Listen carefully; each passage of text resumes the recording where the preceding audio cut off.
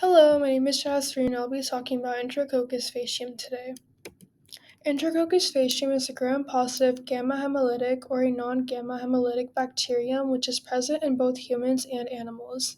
This bacterium is a part of the Enterococcus bacteria genus, and the bacterium originated 500 million years ago and became a critical nosocomial infectious agent in the 1980s. And ever since then, it has been building up resistance from then to vast amounts of antibiotics. This bacterium can be seen to be both bacteriostatic and bactericidal, and it is bacteriostatic when treated with certain antibiotics alone, such as wall-active antibiotics like penicillin. It is bactericidal when a combination of beta-lactam antibiotics are combined with aminoglycosides, such as streptomycin, to most likely kill the infection. And this works well because the agent weakens the cell wall, which then helps the aminoglycoside travel inwards and kill the cell. The targeted groups that get infected with Enterococcus faecium are elders, people with medical conditions, patients with weak immune systems, and healthcare workers. And now we'll be talking about the resistance with Enterococcus faecium. So Enterococcus faecium has developed resistance to vast amounts of frontline antibiotics such as penicillin, ampicillin, piperacillin, imipenem, and vancomycin. Vancomycin, also known as VREFM, is very important because the bacteria has developed high resistance towards it, and the resistance can spread to other microorganisms, which is proven evident of high mortality rates.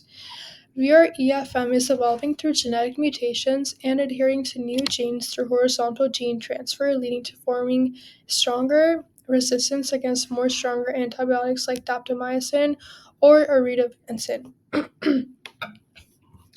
The Public Health Department has been combating resistance for VREFM, but US is still one of the top 3 countries with the highest rates. And this is basically brought to fruition because of the high application of antibiotics in hospitals and in agriculture, which then leads to a mass VREFM nosocomial infections, and it is now seen as a priority pathogen, which is constituted by the World Health Organization.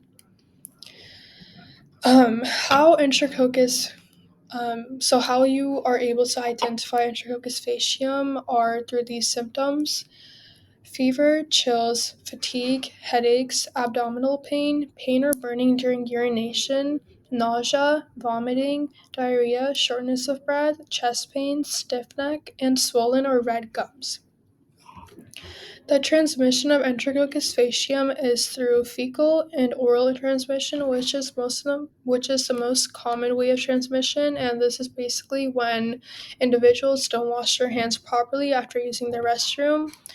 Another way is contaminated water, directed person-to-person touch, contact with contaminated items, and another very common one is healthcare-associated spread, which is due to not keeping hospitals clean or not having proper care with catheters or other implanted medical devices.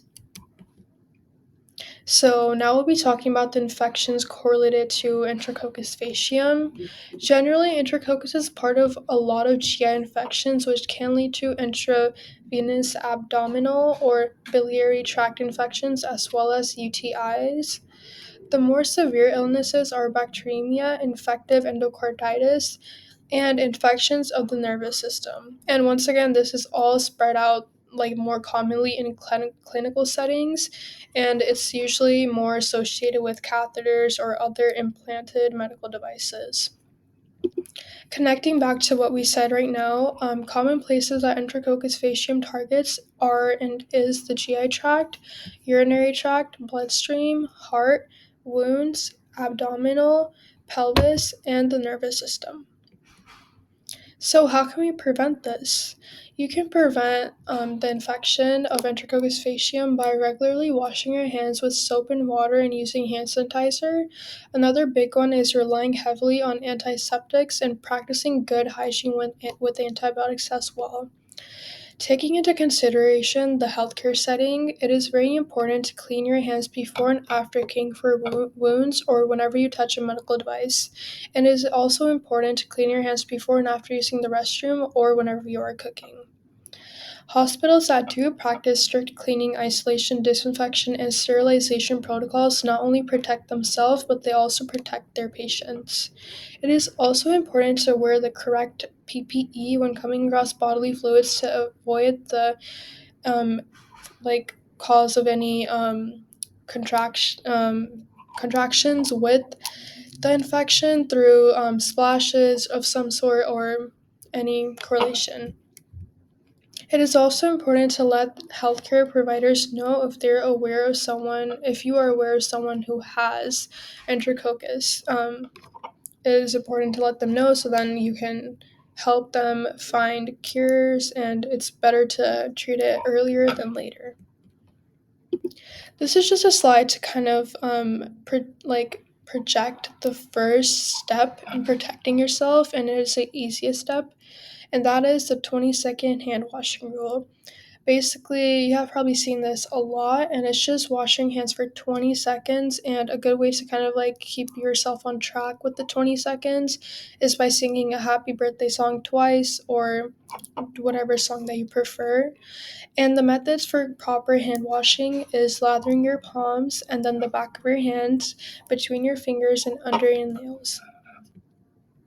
This is just kind of a diagram that kind of shows how in healthcare settings you can prevent the infection going on to patients. And you can take notes on these because they are very, very helpful and they are necessary to practice good hygiene in hospitals. One is prevent infections from catheters and after surgery. Next one is prevent bacteria from spreading. And lastly, improve antibiotic usage. So now we will be talking about the drug mechanism of action for Enterococcus faecium. The first one is antibiotics working to inhibit the cell wall synthesis, which is monitored by beta-lactams. And as we have said earlier, this bacteria can be both bacteriostatic and bactericidal. And antibiotics working to inhibit the cell wall synthesis would let it be bacteriostatic, which means pausing the synthesis of the wall. The second one is binding to the 30S ribosomal unit, which is kind of monitored by aminoglycosides, and that is a process that is bactericidal. And to go more into depth, drugs like chlorhexidine break down the Enterococcus facialis biofilm, which lets an easier route open up for to get to the virus cell to terminate it. And because faecium is building up rapid resistance, it has developed resistance to mechanisms such as the efflux pumps and the gene mutations.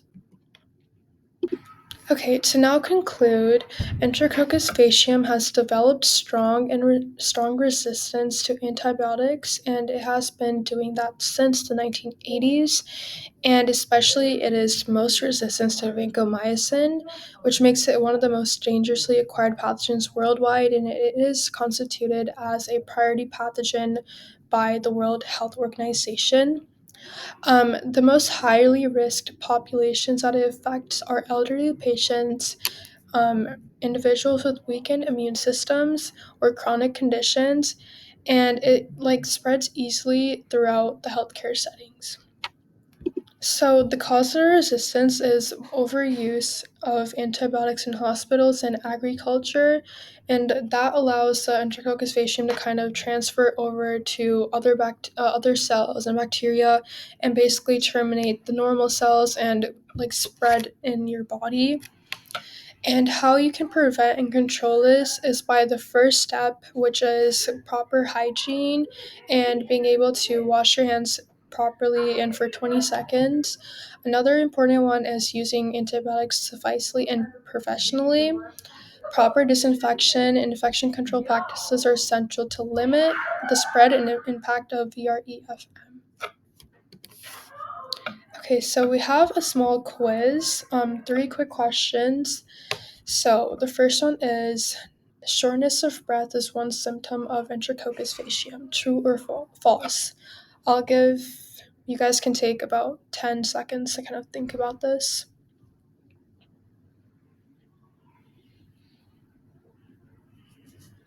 So it is true. The second one is patients that are in long term care in hospitals are at a higher risk of being infected. True or false?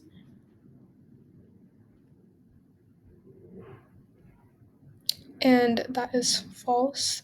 And the last one is the addition of beta-lactam antibiotic combined with aminoglycoside bactericidal? True or false? And that is true. These are my references. Thank you so much for listening to my presentation.